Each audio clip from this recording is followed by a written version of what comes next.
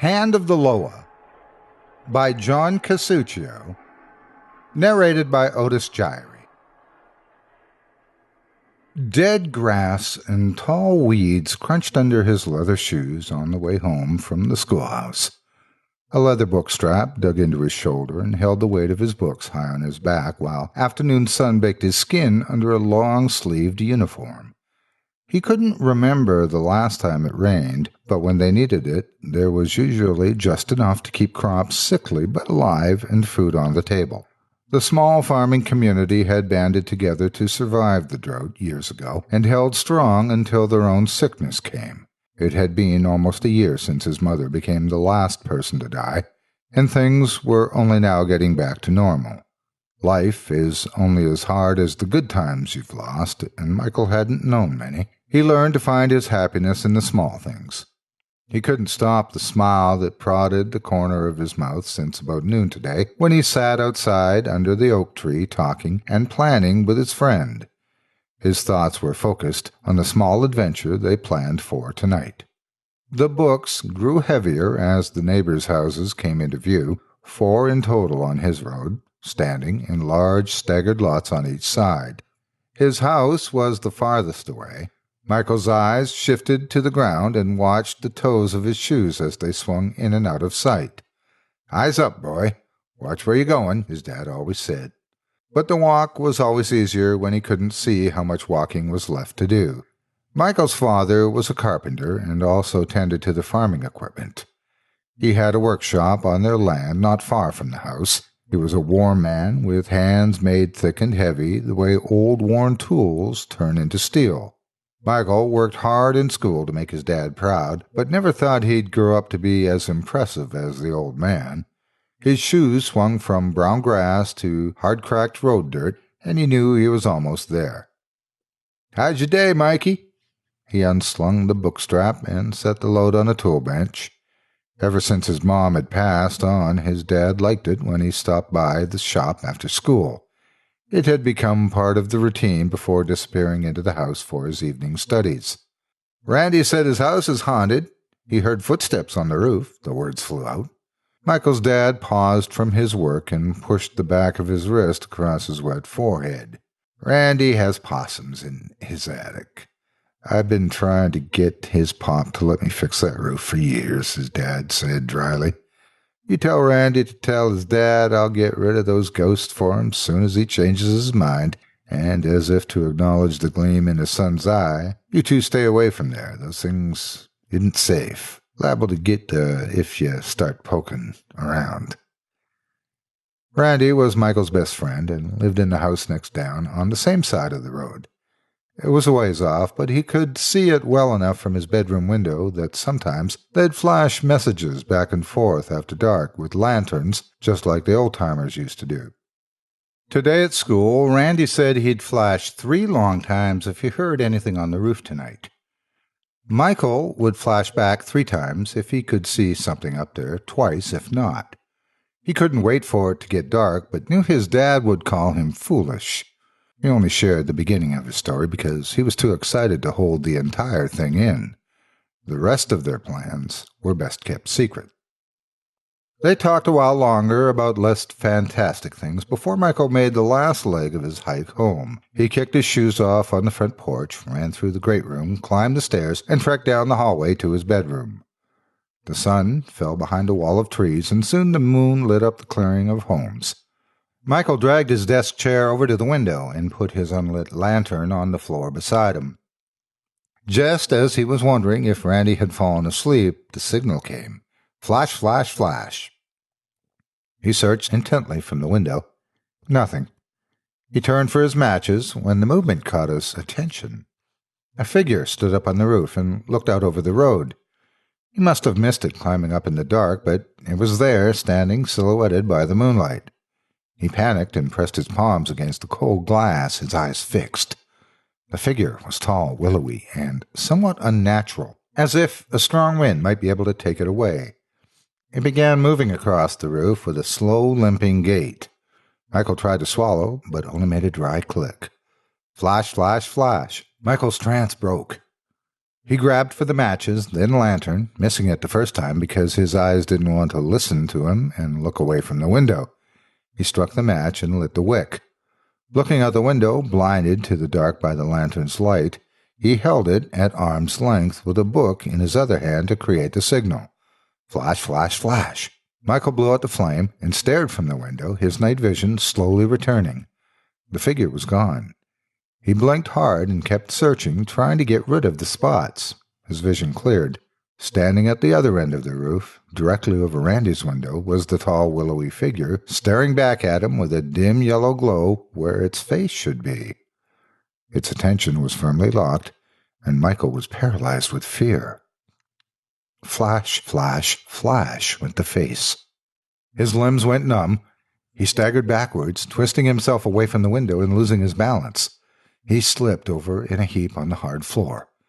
Michael turned back to the window, eyes wide and unblinking. The curtains hung limp, framing a view of nothing but clear night sky.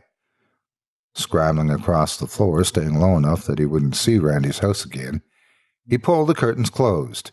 He ran through the dark to his bed and pulled the blankets up. For hours he waited and stared at the night glow around the curtains.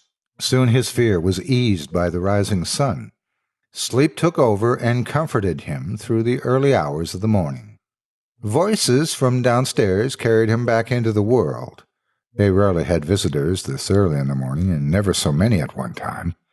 How long had he slept? He tried to piece together everything that happened the night before. If it hadn't been for the curtains, the lantern laying on its side, and the shadow of a bruise on his knee, he might have been happy believing he imagined the whole thing. Did I? The talking stopped as Michael entered the room. Several of their neighbors were there, 5 in all. Both of Randy's parents were pale and looked to be the center of conversation. "Mikey, good morning." Randy's dad spoke through a pained smile. His mom stared intently at nothing, her eyes red and swollen. Michael's dad stood, motioned him to come, and clasped a heavy hand on his shoulder. "Randy's not doing so well. His folks say he's pretty ill, so he won't be at school today. No visitors. Understand?" Fear gripped him like a vice. He could only nod in reply. He wanted to tell them what he had seen last night. He wanted to take them upstairs and point out his window and show them the thing he saw on the roof over his friend's bedroom. But what could he say that they'd believe? He was struggling just to convince himself. The school day came and went, and soon Michael was walking home again. This morning he kept his head down as he passed his friend's house, afraid he might find proof of what he saw the night before. But now, after building up his courage all day, he couldn't help himself. Randy's house came into view. The roof, or what he could see of it, was empty. There was nothing out of the ordinary at all. He didn't know what he expected, but he expected something. Some kind of evidence that there was a man there the night before. He needed to talk with Randy about what had happened, but more than that, he needed to know his friend was going to be okay. Michael looked up and down the road for anyone who could be watching, then sneaked around the side of the house. Tuck! The small stone bounced off the second-floor window. Tuck-tink! He felt the grass and dirt for another one, and looked up only to be surprised by the white face of Randy's mother staring down at him from the blackness of the window. Michael felt his cheeks flush with shame, and waited for her confusion to turn into anger. She only stared at him, eyes full of the same pain and sadness he saw that morning, and drew the curtains closed.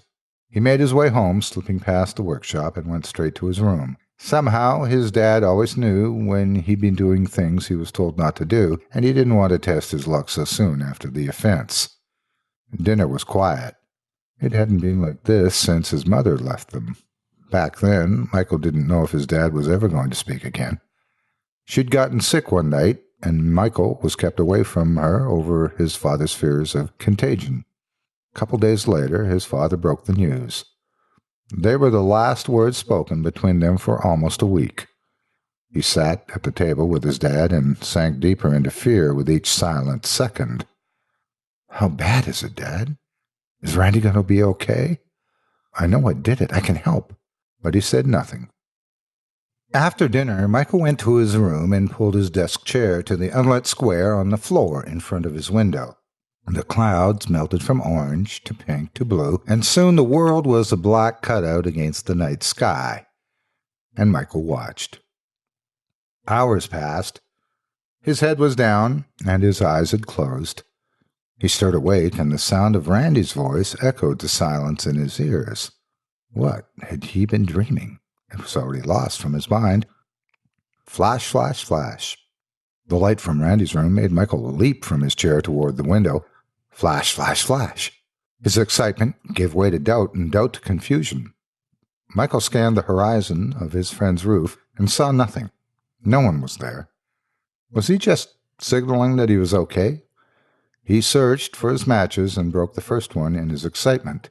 The second lit true, and a moment later he was furiously signaling his reply. Flash, flash. Holding his breath, only darkness answered. Flash, flash. He signaled to Randy again, this time slower, and waited. The reply finally came. Flash, flash, flash.